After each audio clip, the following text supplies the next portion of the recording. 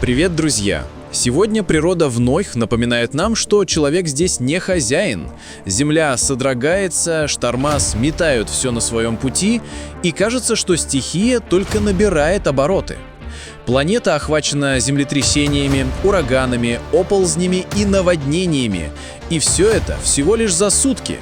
И сегодня мы все это вам покажем. И сразу переносимся в Италию.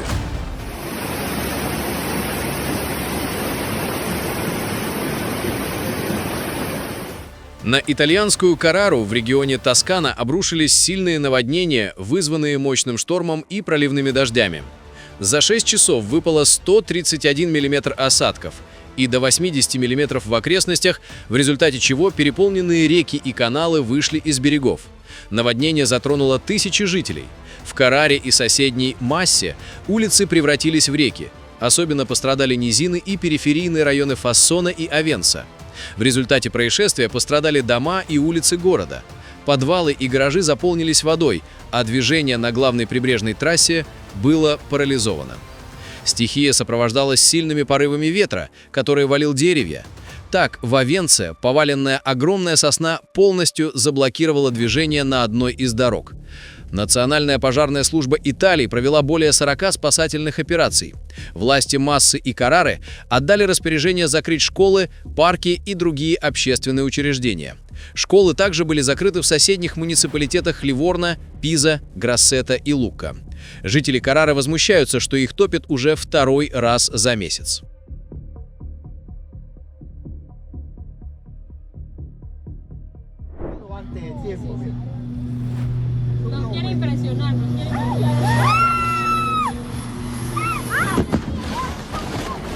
В среду в аэропорту Парамилло в городе Сан-Кристобаль, штата Тачира, в Венесуэле, произошла авиакатастрофа. Частный турбовинтовый самолет «Пайпер» потерпел крушение сразу после взлета взлетно-посадочной полосы.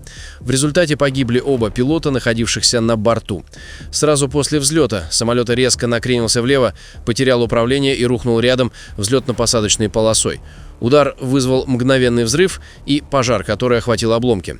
Спасательные службы прибыли быстро, но из-за интенсивного горения тела пилотов были извлечены только после локализации пламени. Точная причина крушения будет установлена по итогам начавшегося расследования.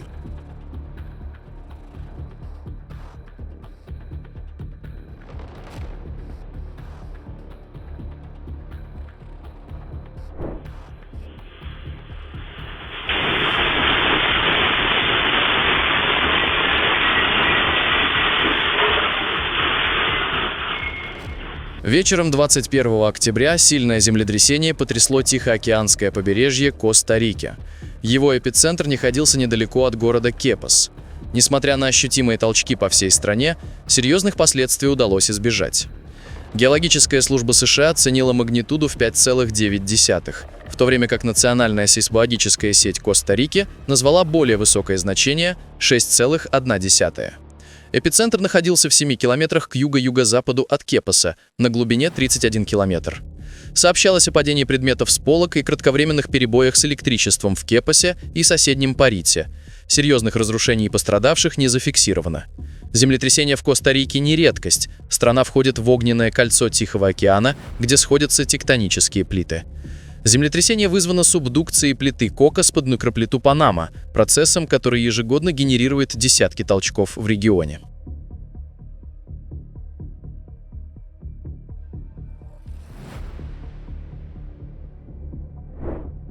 На обратной стороне Солнца зафиксирован мощный взрыв, который привел к крупному корональному выбросу массы. Согласно данным лаборатории солнечной астрономии, выброс направлен в сторону межзвездного объекта 3И Атлас, находящегося сейчас с противоположной стороны от Солнца. Фронт, как ожидается, достигнет межзвездного объекта 24 октября. Столкновение крупного коронального выброса массы с межзвездным объектом – редкое и уникальное событие, которое предоставляет ученым ценные данные для изучения поведения межзвездных тел. Внутри плазменного облака комета будет находиться не менее чем 1,5–2 дня.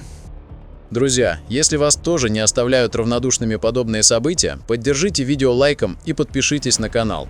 Напишите в комментариях о том, что происходит в вашем регионе. Хабаровск накрыло дымом из-за крупного пожара на островах на реке Амур. По данным СМИ, огненная стена растянулась более чем на 5 километров. Возгорание сухой травы началось накануне на острове Дачный, который отделен от города рекой.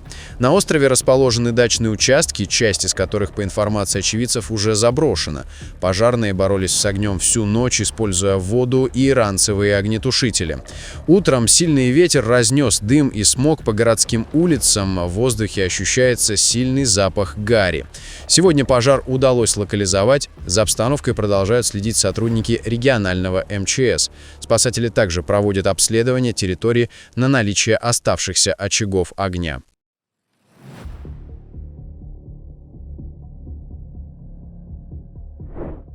Довольно необычный инцидент произошел в Индии. Вертолет, перевозивший президента Индии Драупади Мурму, приземлился на стадионе Прамадам в штате Керала. Но вот незадача. Бетон там залили всего за несколько часов до официального визита. В итоге воздушное судно сразу после приземления частично провалилось. Изначально планировалась посадка в другом месте, но из-за плохой погоды маршрут был изменен и площадку готовили в последний момент. Все закончилось благополучно, полицейские и пожарные вручную оттащили вертолет из проблемного места, глава государства не пострадала и продолжила поездку на автомобиле.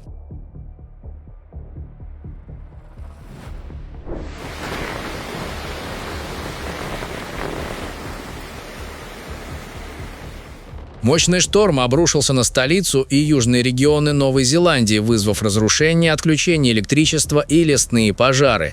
В Веллингтоне порывы ветра достигали 120 км в час, сопровождаясь проливными дождями. В результате стихии погиб мужчина, на которого упала ветвь дерева. Непогода также нарушила авиасообщение и работу паромов. Некоторые школы и предприятия закрылись. Около 10 тысяч домов в регионе Уайрарапа остались без электричества. Сильные дожди также вызвали оползни и затопления на северном и южном островах. В регионе Хокс-Бэй из-за сильного ветра опрокинулся грузовик, один человек получил травмы. Шквалистый ветер также стал причиной пожаров в районе Кайкуара. По данным пожарной службы, огонь возник одновременно в нескольких местах на севере округа. В результате сгорели не менее 14 сельских построек, в том числе 5 жилых домов.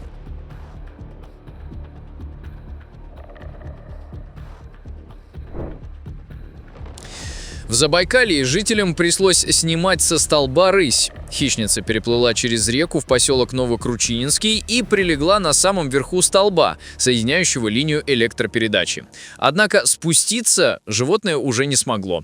Заметившие ее неравнодушные жители обратились в МЧС, но помощи так и не дождались. Тогда волонтеры начали действовать самостоятельно. Они обесточили опору и вызвали автовышку. Для операции по спасению рыси были также привлечены отловщики собак, чтобы на время усыпить хищницу.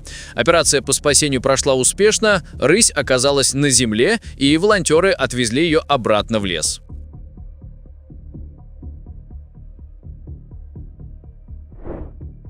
Сильный туман вчера наблюдался в Акмолинской области Казахстана, из-за чего на участке трассы Астана-Кокшетау Петропавловск государственной границы с Россией со 144 по 180 километр ввели скоростные ограничения.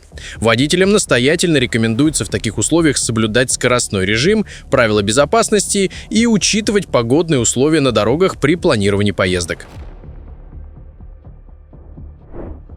Во вторник у южного побережья Эквадора произошло землетрясение магнитудой 5,5. Толчки ощущались в соседних регионах Эквадора, таких как Гуайяс и Лоха, а также в некоторых частях Перу. Землетрясение произошло в 19:05 по местному времени. Эпицентр располагался в 41 километре к югу от города Мачала. Глубина очага составила около 70 километров. Землетрясение произошло всего через несколько часов после сильного землетрясения у побережья соседней Коста-Рики. Сообщений о жертвах или серьезных разрушениях не поступало. Власти страны призвали жителей оставаться бдительными на случай возможных авторшоков и направили спасательные службы для оценки ситуации в прибрежных районах.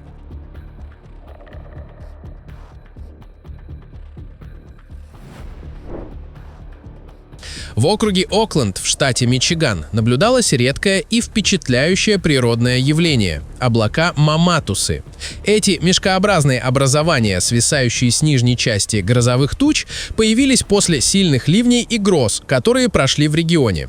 Такой тип облаков формируется в нисходящих воздушных потоках. Они формируются в результате опускания холодных масс воздуха и являются признаком сильной турбулентности и нестабильности атмосферы, обычно возникая после мощных кучево-дождевых облаков. Маматусы сами по себе не опасны. Наоборот, они часто указывают на то, что самая сильная часть шторма уже прошла.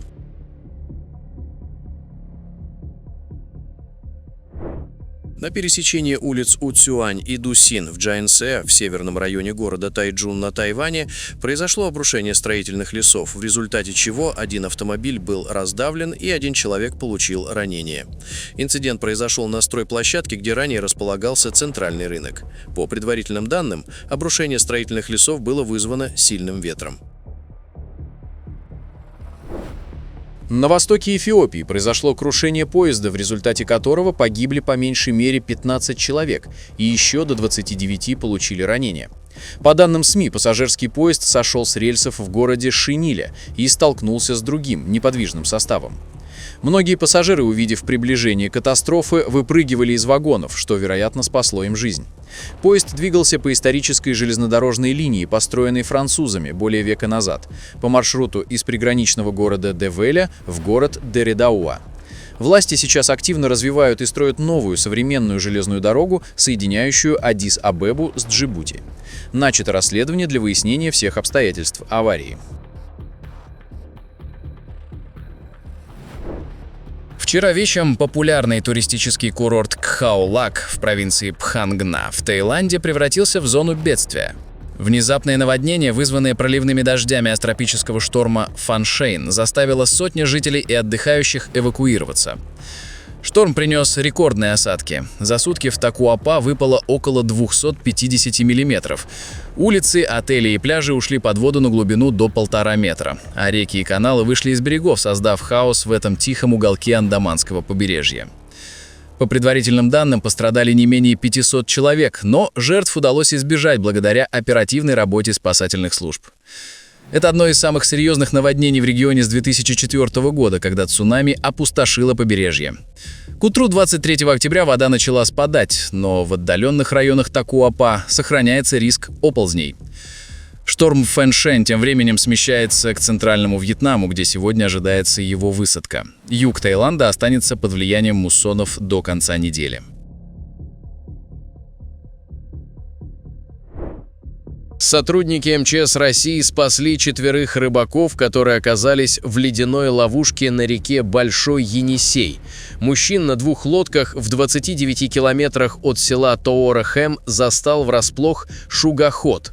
Они не могли добраться до берега из-за плотного скопления льдин. Течение унесло лодки на середину реки. С использованием страховочного каната удалось переместить лодки с рыбаками на ближайший остров. После этого спасатели ведомства на аэролодке эвакуировали всех на берег.